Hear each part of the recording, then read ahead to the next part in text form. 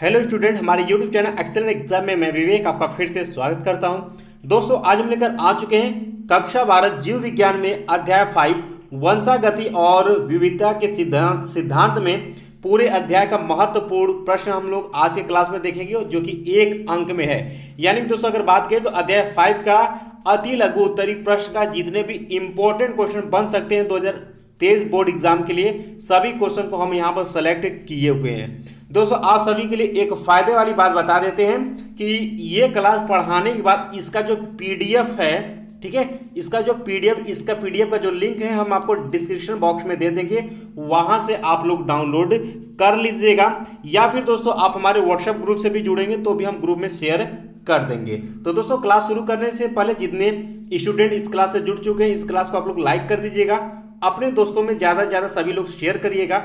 और जो नए स्टूडेंट चैनल पर आ चुके हैं तो चैनल को आप लोग सब्सक्राइब करके घंटी को दबा करके ऑल पर क्लिक कर दीजिएगा, ताकि जो भी नोटिफिकेशन है वो आपको मिलती रहे। दोस्तों, आप सभी की 2023 की जबरदस्त तैयारी करने के लिए हमने आपका ग्रुप बनाया हुआ है, एक व्हाट्सएप का और दूसरा टेलीग्राम का।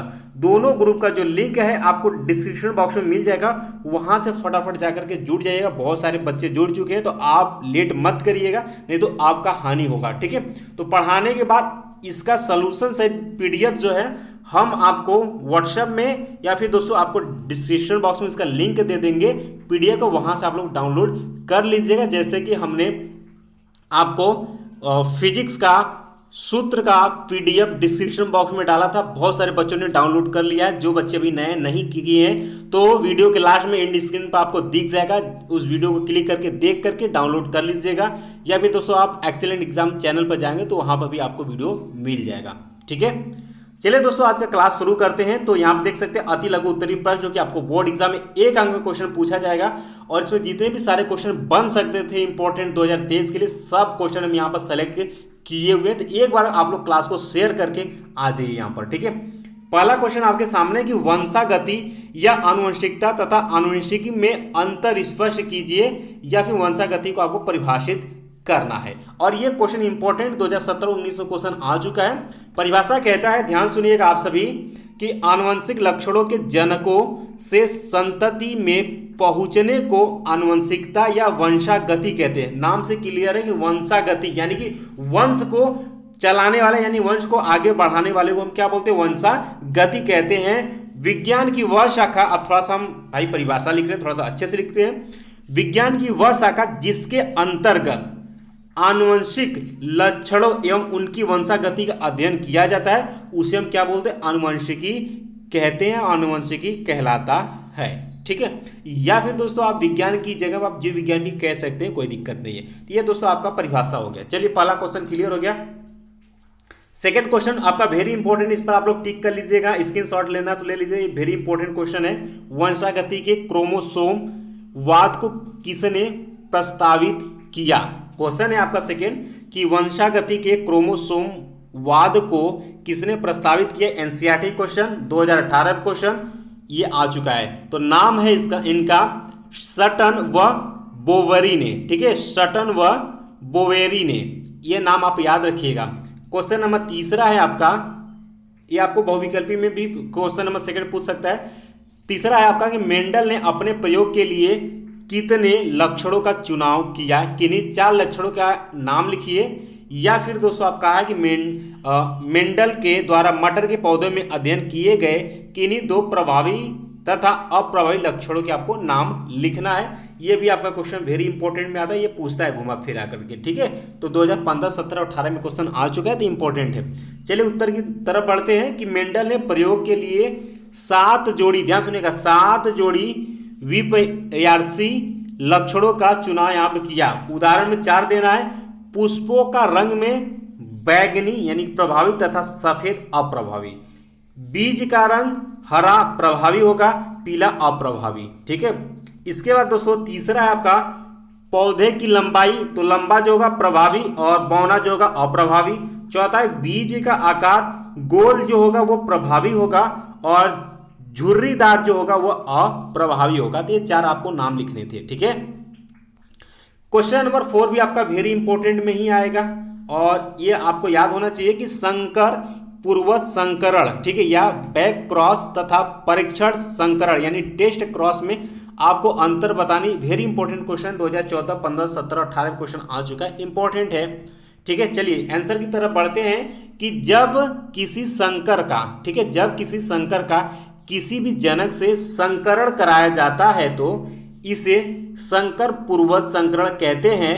जबकि प्रथम पीढ़ी F1 जो है जीव एवं समयुग्मिकी अप्रभावी लक्षण वाले जीव के मध्य कराए गए संकरण को परीक्षण संकरण हम कहते हैं। नाम से भी क्लियर आप बोल सकते हैं इसे। ठीक है, आगे बढ़ते हैं दोस्तों, अगले क्वेश्चन की तरफ बढ़ते हैं कि अन्योन्यता प्रसंकरण, ठीक है, क्या है, इसे एक उदाहरण से आपको समझाना। 2018 में क्वेश्चन आ चुका है दोस्तों। जो नेक्स्ट क्लास रहेगा, ध्यान सुनिएगा, जो नेक्स्ट क्लास रहेगा उसमें अध्याय 5 का जितने भी आपके लघु उत्तरी 2 अंक के, लघु उत्तरी 3 अंक के और विस्तृत आपके जो 5 अंक के क्वेश्चन बोर्ड एग्जाम में पूछे जा सकते हैं, नेक्स्ट क्लास उसी पर रहेगा। सभी क्वेश्चन इंपॉर्टेंट एक ही वीडियो में एक ही साथ लेकर के आएंगे।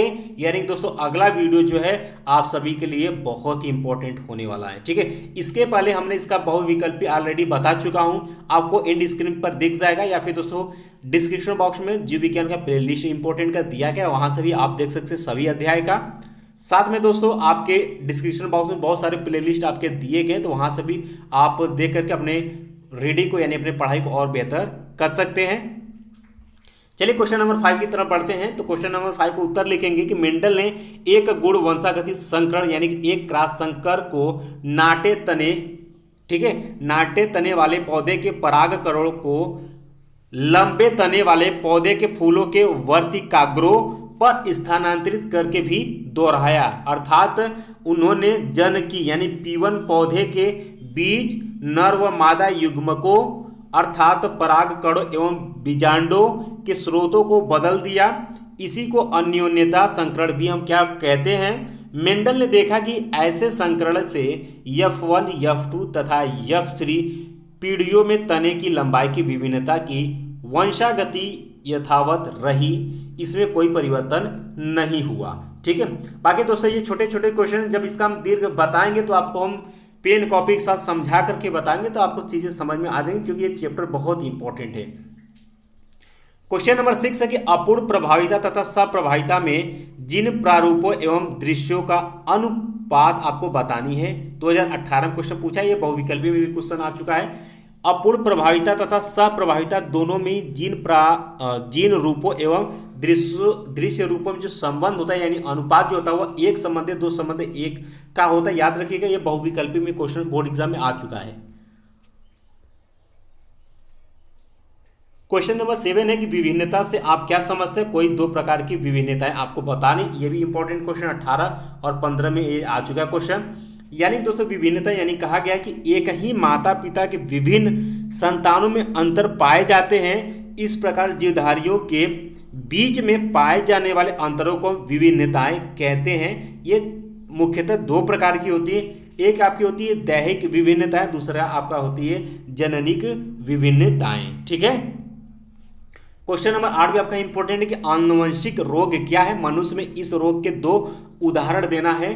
तो वे रोग जो किसी संतान को अपने माता पिता से आनुवंशिक रूप से प्राप्त होता है आनुवंशिक रोग कहलाते हैं। उदाहरण में आप वर्णांधता दिखा देंगे, बहुत ही मोस्ट, और हीमोफीलिया, 2 रोग आप यहाँ पर दिखा देंगे। ठीक है, हीमोफीलिया और कौन से दिखाएंगे, वर्णांधता, ये 2 आप यहाँ पर दिखा दीजिएगा।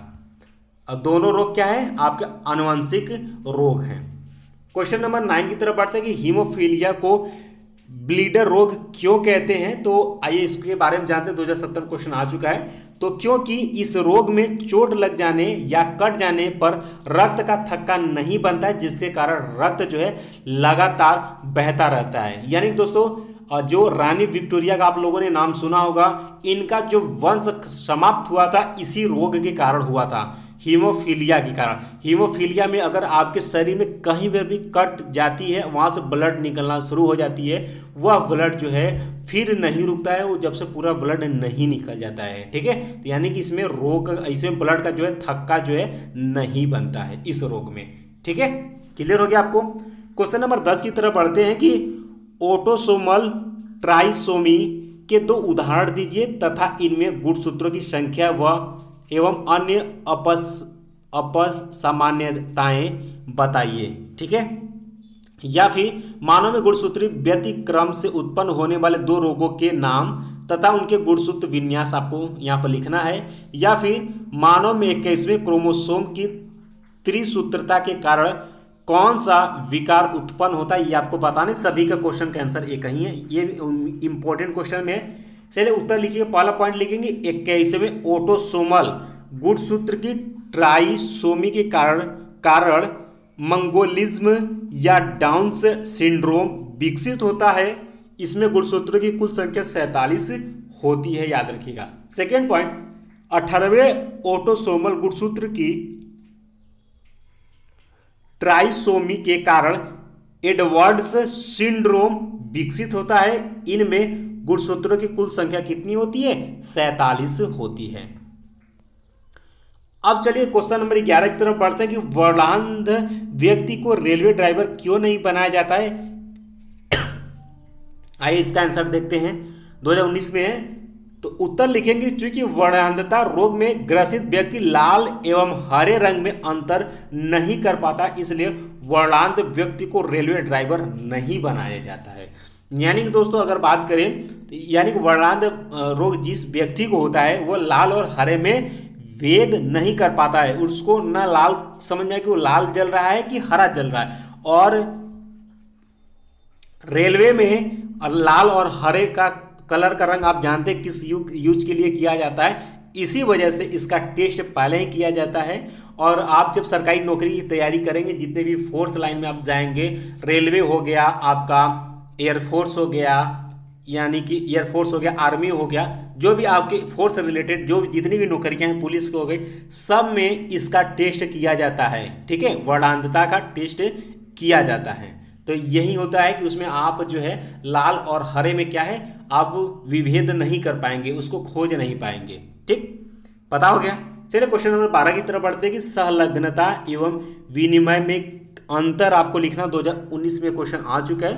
उत्तर आप लिखेंगे कि गुणसूत्र पर उपस्थित ऐसे जीन जो पृथक नहीं होते तथा अर्धसूत्री विभाजन के बाद भी एक साथ बने रहते हैं और एक साथ वंशागति प्रदर्शित करते हैं, इन्हें संलग्नता कहते हैं। जबकि समजाति यानी समान जात गुणसूत्रों के परस्पर जुड़े हुए क्रोमैटिड्स के बीच एक या अधिक खंडों की पारस्परिक अदला बदली गुणसूत्री विभाजन की पैमिटीन अवस्था में होती है। खंडों की इस अदला बदली को ही हम क्या बोलते हैं? विनिमय कहते हैं। क्लियर हो गया? यही आपसे पूछा था, संलग्नता एवं विनिमय में अंतर लिखना था। दोनों का आप परिभाषा भी लिख देंगे तो अंतर हो जाएगा।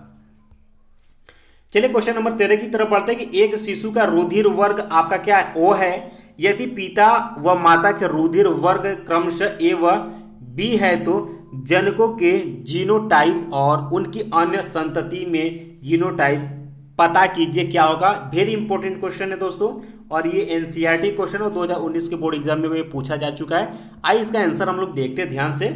तो रुधिर वर्ग ओ एक अप्रभावी लक्षण है जो 2 अप्रभावी युग्म विकल्पी, ठीक है, युग्म विकल्पी आईओ की उपस्थिति में ही प्रकट होता है। शिशु का रुधिर वर्ग जो ओ है तभी संभव है जब रुधिर वर्ग एओ युक्त पिता विषम युग्मी आपके विषम युग्मी तथा रुधिर वर्ग बी युक्त माता विषम युग्मी इससे होगी। ठीक है, IBIO से। चलिए देख लेते हैं, यहाँ पे एक फिगर आप लोग बनाएंगे। IB यहाँ पर होगा और IO यहाँ पर होगा, तो IAIO। ठीक है, अब यहाँ पर IA प्लस IO, यहाँ से क्या होगा AB, और यहाँ पर बनाएंगे IB प्लस IO। ठीक है, तो यहाँ पर B, तो यहाँ पर IO के लिए देखेंगे तो IA प्लस IO यहाँ से A और IO प्लस IO यहाँ से क्या हो जाएगा आपका O बनेगा। ठीक है, अतः यहाँ दिखाएंगे, अतः पिता का जीनोटाइप जो होगा वो IAIO होगा और माता का जीनोटाइप IBIO होगा। शिशु का तभी जाकर के जीनोटाइप जो होगा वो IOIO अर्थात क्या हो जाएगा O होगा। ठीक है, इस तरीके से देखेंगे। चलिए दोस्तों, अगर आप जीव विज्ञान पढ़ रहे हैं तो आपको फिगर बनाना लाजमी है, तो ये क्वेश्चन यहाँ पर आपके फिगर से भी आ गया है। कि टर्नर सिंड्रोम के गुणसूत्रों का आपको चित्र बनाना है। 2019 से क्वेश्चन आ चुका है।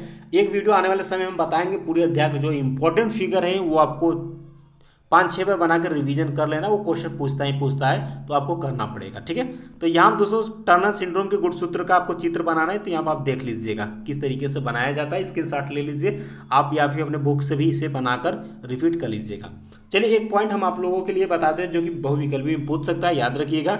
यहाँ पर आप देख सकते हैं कि रुधिर वर्ग, ध्यान सुनिएगा, रुधिर वर्ग AB को सर्वग्राही तथा रुधिर वर्ग O को हम सर्वदाता कहते हैं, याद रखिएगा। AB को सर्वग्राही और रुधिर वर्ग O जो होता है उसे हम सर्वदाता कहते हैं, याद रखिएगा। ये इंपॉर्टेंट पॉइंट है। तो दोस्तों आई होप कि आज का ये सेशन यानी आज का क्लास आपको अच्छे समझ में आ गया होगा। बाकी नेक्स्ट क्लास में दोस्तों इसी अध्याय का हम लघु उत्तरी और दीर्घ उत्तरी सभी इंपॉर्टेंट क्वेश्चन अगले क्लास में लेकर के आने वाले हैं। तो क्लास से आप लोग जुड़े रहिएगा। कल शाम 5 बजे जो है आपका इसी अध्याय का इंपॉर्टेंट जो है 5 अंक का और 3 अंक का 2 अंक का क्वेश्चन हम बताएंगे। और रोजाना जो आपका बायो का क्लास है शाम को 5 बजे ही चलेगा। और अगर आपको टाइम में कोई प्रॉब्लम होती तो आप हमें कमेंट बॉक्स में कमेंट कर सकते हैं, तो उसे हम टाइम को उसी हिसाब से एडजस्टमेंट कर देंगे। अन्यथा आपका शाम को 5 बजे रोजाना जो है बायो क्लासेस चलती रहेंगी, ठीक है। तो एक बार आप लोग क्लास को लाइक कर दीजिएगा और अपने दोस्तों में शेयर कर दीजिएगा। और चैनल पहली बार जितने भी प्यारे बच्चे आ चुके हैं चैनल से जुड़ चुके, चैनल को सब्सक्राइब और घंटी को दबा करके ऑल पर क्लिक कर दीजिएगा। साथ में दोस्तों व्हाट्सएप और टेलीग्राम का ग्रुप का जो लिंक है आपको डिस्क्रिप्शन बॉक्स में दिया गया है, वहाँ से आप लोग सभी लोग जाकर के जुड़ जाइएगा। और दोस्तों बहुत सारी इंपॉर्टेंट प्ले लिस्ट आपको दिए गए हैं, डिस्क्रिप्शन बॉक्स में जाकर के देखिए और अपने पढ़ाई को बेहतर बनाइए। साथ में दोस्तों नेक्स्ट वीडियो में हिंदी के इम्पोर्टेंट और केमिस्ट्री के इम्पोर्टेंट भी चलता रहेगा आने वाले समय। इसी तरीके से सभी चैप्टर यानी सभी बुक का यानी कि सभी विषय का सभी सब्जेक्ट का जो है इम्पोर्टेंट क्लास चलाया जाएगा। तो फटाफट चैनल से आप लोग जुड़े रहिएगा, ठीक है। तो आज का सेशन यहीं दोस्तों समाप्त करते हैं। मिलते हैं दोस्तों नेक्स्ट क्लास में, तब तक के लिए जय हिंद जय भारत।